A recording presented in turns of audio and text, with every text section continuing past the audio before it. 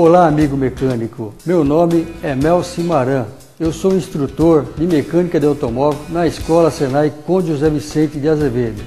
E aqui nessa escola eu represento a marca Volkswagen. Hoje nós vamos falar sobre o sistema de injeção eletrônica dos motores Sport, mais especificamente dos motores da família EA111, que são equipados com um sistema de acelerador eletrônico, que você pode encontrar mais detalhes na edição da revista O Mecânico, número 168. Primeiramente, eu quero mostrar para vocês os componentes que fazem parte desse sistema, como por exemplo, sensores, atuadores e os componentes específicos do sistema de acelerador eletrônico. Primeiramente, eu quero mostrar para vocês o relé do sistema de injeção, o relé que ativa eletricamente o sistema de injeção eletrônica. Depois nós temos um outro relé, também conhecido como relé do ar condicionado, controlado pelo módulo do sistema de injeção eletrônica. Também nós temos um relé especificamente para ativar a bomba de combustível, que também é controlado pelo módulo de injeção eletrônica. Nós temos como sensores um sensor de rotação instalado na flange do vedador de óleo do motor.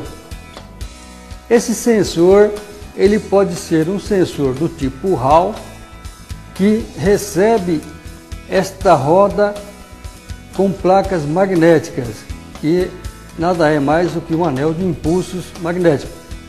Então esse sensor que usa atualmente nesses motores é um sensor do tipo Hall.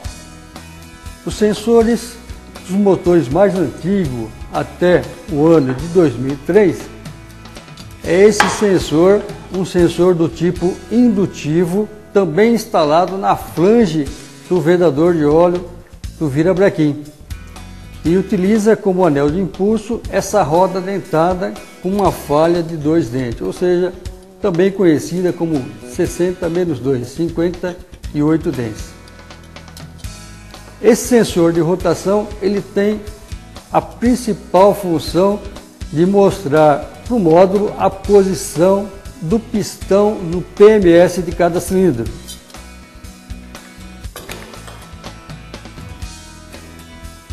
Nós temos ainda o sensor de fase. O sensor de fase está instalado no cabeçote do motor. Ele pega sinal através das janelas do comando de válvulas do motor. Esse sensor tem como função importante enviar um sinal de posição do pistão no motor para que o motor faça injeção sequencial e controle individual de detonações. Temos também um sensor combinado, que é um sensor de temperatura do ar composto por um NTC, uma pastilha instalada à ponta do circuito do tipo NTC, que fica encaixada no coletor de admissão. Através de um furo paralelo a este NTC, nós temos o circuito do sensor de pressão do coletor. Por isso que nós chamamos de sensor combinado. Sensor de pressão do coletor e sensor de temperatura do ar de admissão. Temos também o sensor de velocidade, que é um sensor do tipo Hall instalado na lateral do câmbio. Esse sensor tem 3 pinos e cuja finalidade é informar para o sistema de injeção eletrônica a velocidade da carroceria para controle do ângulo de avanço de ignição e tempo de injeção no momento de solicitações de carga. Temos também o sensor de temperatura do líquido de arrefecimento. O sensor de temperatura do líquido de arrefecimento fica instalado numa flange plástica atrás do cabeçote do motor.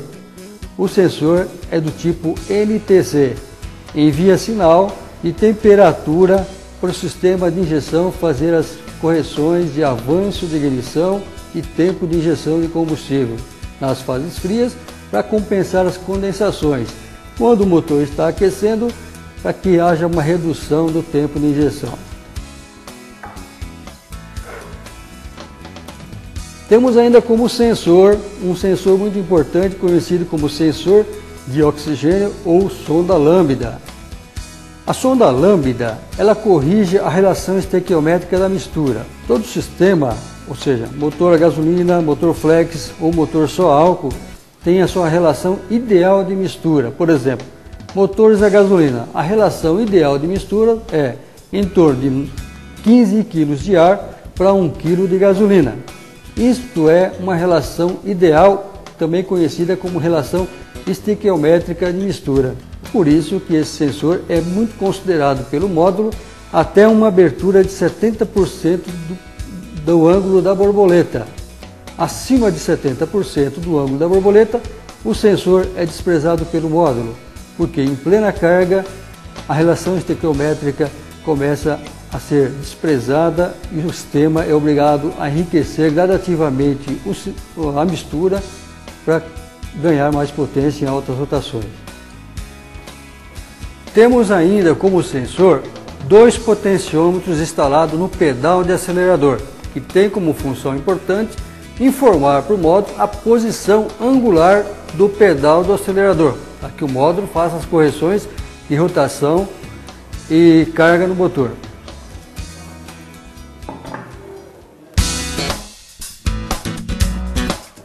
Agora vamos aos atuadores. O módulo é o cérebro principal do sistema, que comanda os atuadores através dos parâmetros, ou seja, dos sinais que recebe dos sensores. Temos como atuador o corpo de borboleta.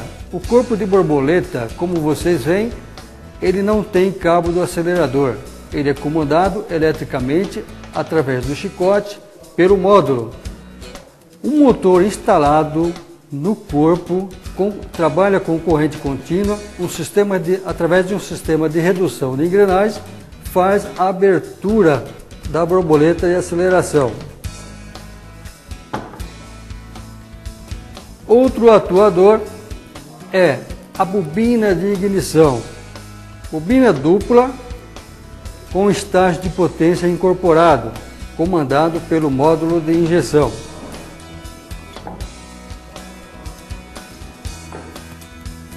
Outros atuadores são as válvulas injetoras. Válvulas injetoras do tipo pico, instalada no tubo distribuidor de combustível.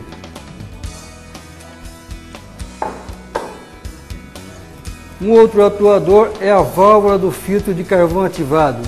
A válvula do filtro de carvão ativado somente para controle de emissões evaporativas, também controlada pelo módulo, e ela fica instalada na linha do filtro de carvão ativado, que normalmente está instalado embaixo do paralama do lado direito.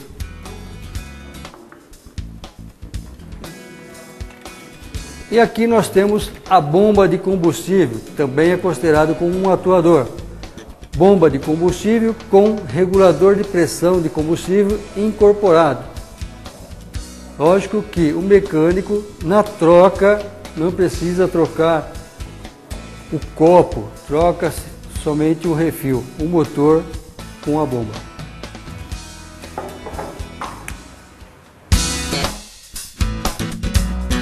Então vamos falar um pouco sobre o sistema de acelerador eletrônico, também conhecido como EGAS. O sistema de aceleração eletrônico, de acelerador eletrônico é composto por corpo de borboleta, ou também conhecido como unidade do corpo de borboleta, pedal de acelerador, unidade de injeção eletrônica, interruptor do freio ou interruptor da luz de freio e o interruptor do pedal de embreagem.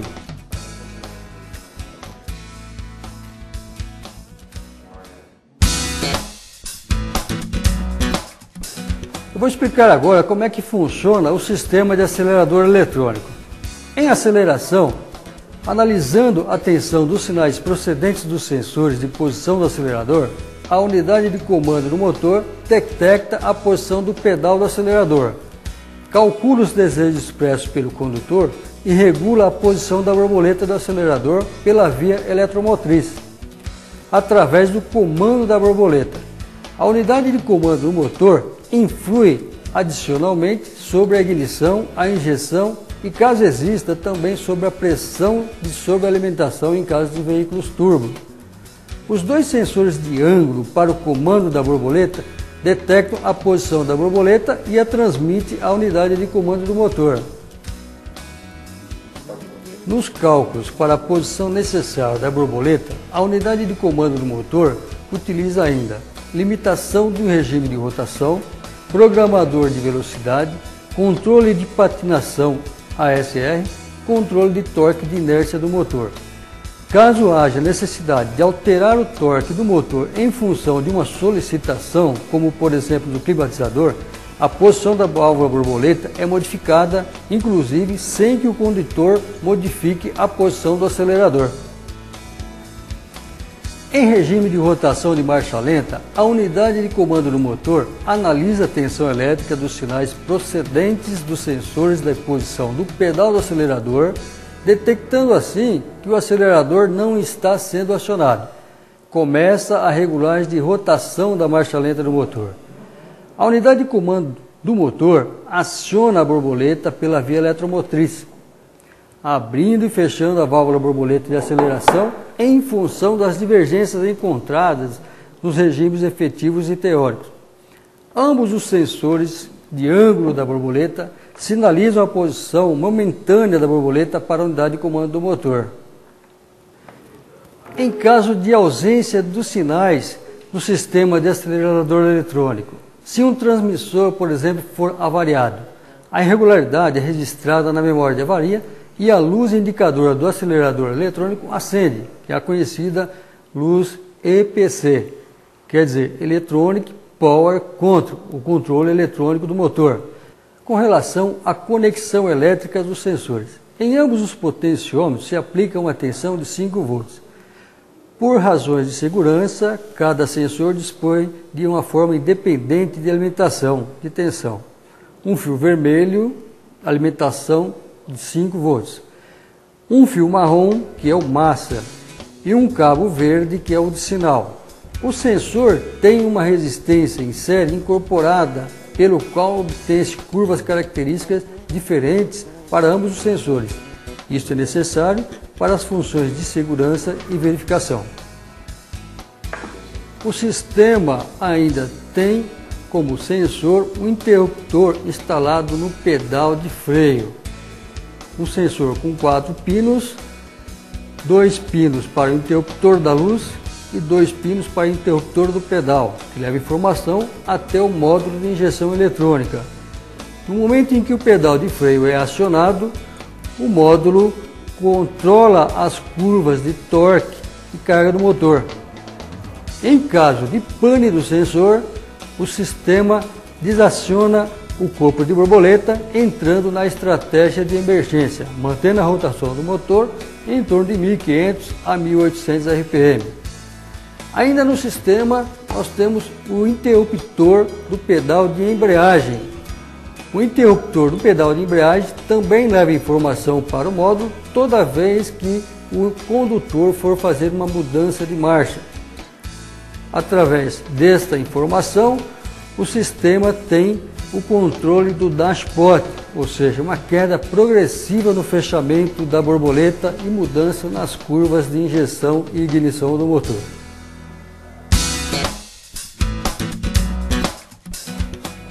Agora nós vamos fazer um diagnóstico desse sistema de injeção eletrônica do motor POR utilizando o scanner. Lembrando que para efetuar o diagnóstico com eficiência é necessário ter a literatura técnica do sistema de injeção em mãos, onde você terá todo o procedimento de efetuar o ajuste básico ou diagnóstico no sistema de injeção. Nós vamos efetuar o ajuste básico no sistema de injeção, que deve ser efetuado toda vez que for desconectado o corpo de borboleta, o módulo de injeção, desligado a alimentação da bateria e também desligado o conector do pedal de acelerador.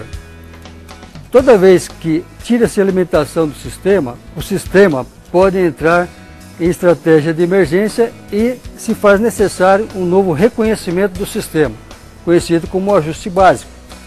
Para se efetuar o ajuste básico, nós vamos entrar com um código de acesso no sistema de injeção eletrônica. Então, nesse caso, no código 01.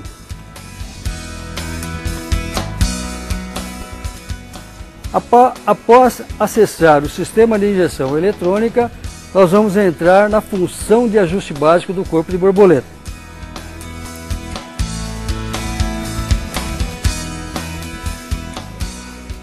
Função 04, confirmo. Lembrando que antes de efetuar o ajuste básico do corpo de borboleta, é necessário apagar os códigos de falhas existentes no sistema. Esses códigos de falha podem interferir no ajuste básico. Então vamos apagar os códigos de falha acessando o sistema através do código 02.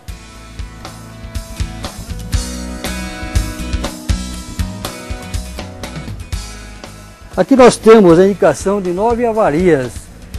Então nesse caso eu tenho que apagar as avarias registradas no módulo de injeção para depois efetuar o ajuste básico.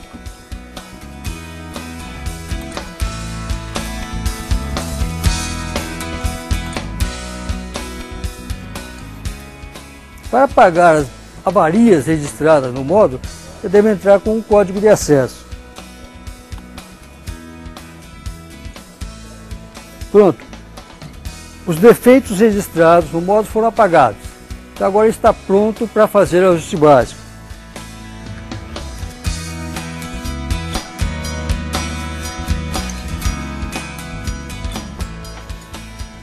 Então agora, através do código 060, eu faço a confirmação.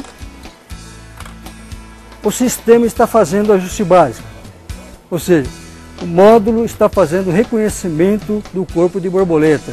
Nesse momento, o motor do corpo borboleta é ativado, movimentando a borboleta, abrindo e fechando algumas vezes, para que o módulo faça a leitura dos potenciômetros do corpo borboleta e registre no seu programa.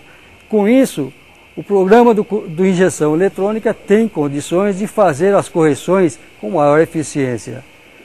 Feito o ajuste básico, vai aparecer a indicação no scanner, ajuste OK, adaptação OK. Sai do sistema, desligo o aparelho de diagnóstico e está pronto para funcionar o motor.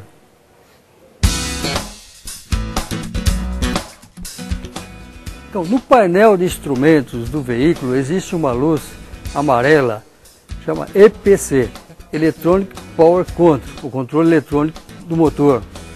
Quando essa luz estiver acesa continuamente, indica um problema no circuito elétrico do sistema de acelerador eletrônico.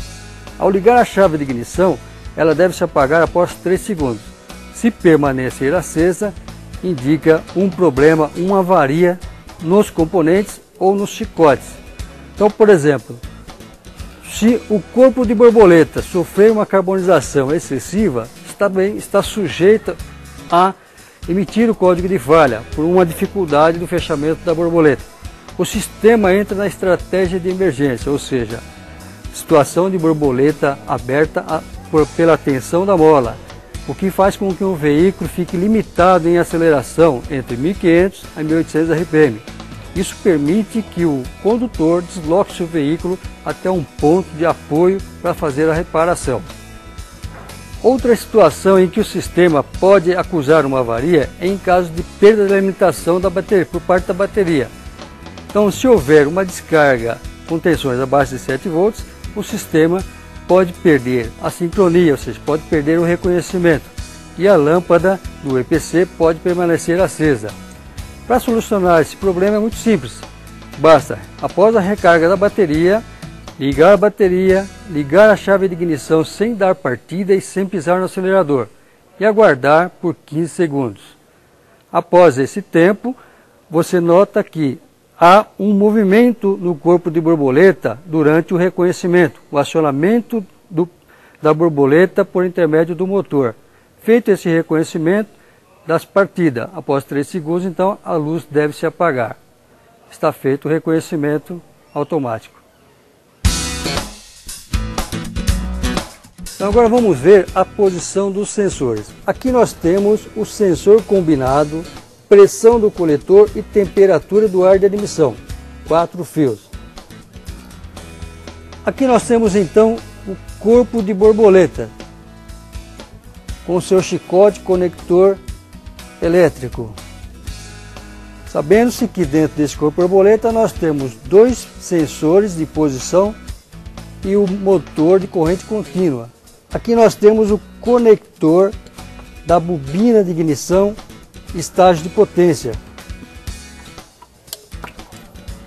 4 fios. Aqui nós temos o sensor de oxigênio, também conhecido como sonda lambda. A sonda lambda fica rosqueada no tubo primário de escapamento. Ao acionar o pedal de embreagem, o interruptor do pedal de embreagem envia sinal para o módulo de injeção para informar que está sendo feita a mudança de marcha. Com isso, o módulo se encarrega de fazer o controle de torque para as retomadas. Quando se aciona o pedal de freio, o interruptor do pedal de freio leva informação para o módulo de injeção para fazer o efeito dashpot, ou seja, uma queda progressiva de rotação do motor, e automaticamente o cutoff. Ao acionar o pedal de acelerador, a informação dos potenciômetros é enviada para o módulo de injeção e, através dessas informações, mais informações dos sensores, o módulo envia um sinal para o motor de corrente contínua no corpo de borboleta, abrindo a borboleta em função da necessidade, ou seja, da solicitação de carga efetuada pelo condutor. Este é o sensor de rotação do motor, que fica instalado na flange com o vedador de óleo traseiro, que vai preso atrás do bloco, em cima da flange do virabrequim. Ele é preso através de um parafuso Allen de 5 mm, que pode ser acessado através de um furo localizado na lateral do bloco, não necessitando a retirada do câmbio para sua substituição. Lógico que, se for necessário substituir o vedador de óleo que vem fundido junto com a flange, há necessidade de retirada do câmbio. Automaticamente, nesse momento de retirada do vedador com a flange, o sensor ou o anel de impulsos automaticamente sai. Esse sensor ou anel de impulsos, ele não tem interferência por estrias ou travas, chaveta. É uma superfície lisa que encaixa com uma pequena interferência. A sua instalação requer o uso de uma ferramenta especial. Essa é a ferramenta que tem que ser utilizada para a instalação do anel de impulso na posição correta. Instalando o anel de impulso no pino de encaixe, que é uma posição única,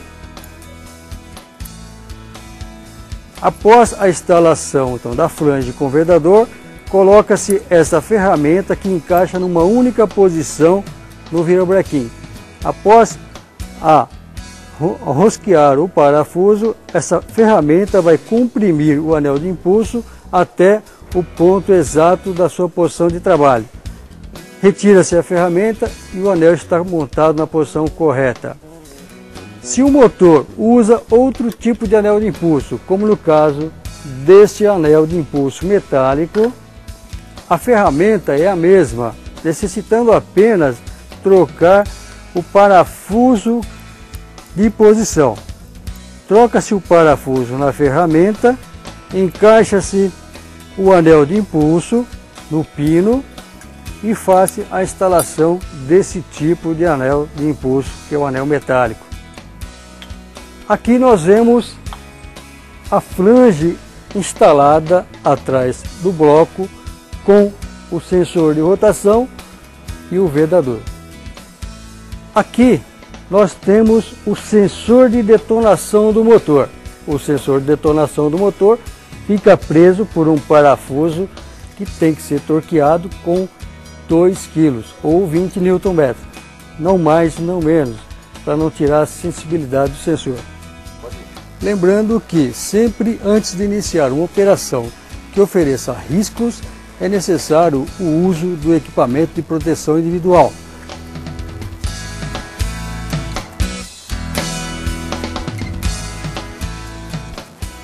Então, por exemplo, nós vamos substituir o sensor de temperatura da água do motor.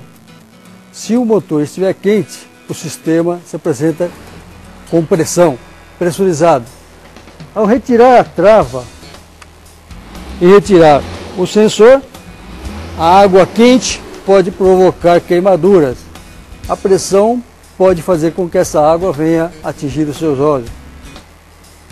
A instalação é necessária a aplicação de um lubrificante no anel ring.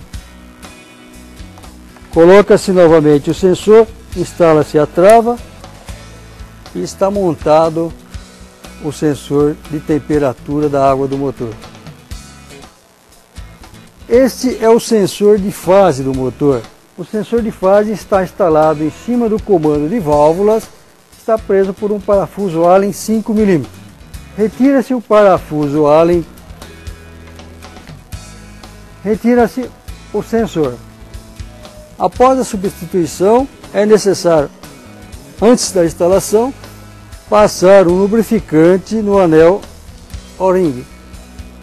Instala-se o sensor, coloca-se o parafuso e aperta-se com o torque específico recomendado pelo fabricante. Este é o sensor de velocidade do veículo, é um sensor do tipo Hall, fica instalado na lateral do câmbio, em cima do pião do velocímetro, nesta posição.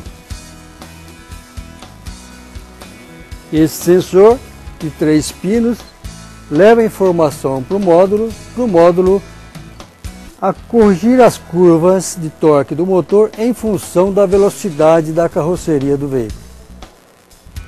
Também serve como uma referência para fazer cut-off, corte de injeção nas desacelerações do motor e de velocidade do veículo.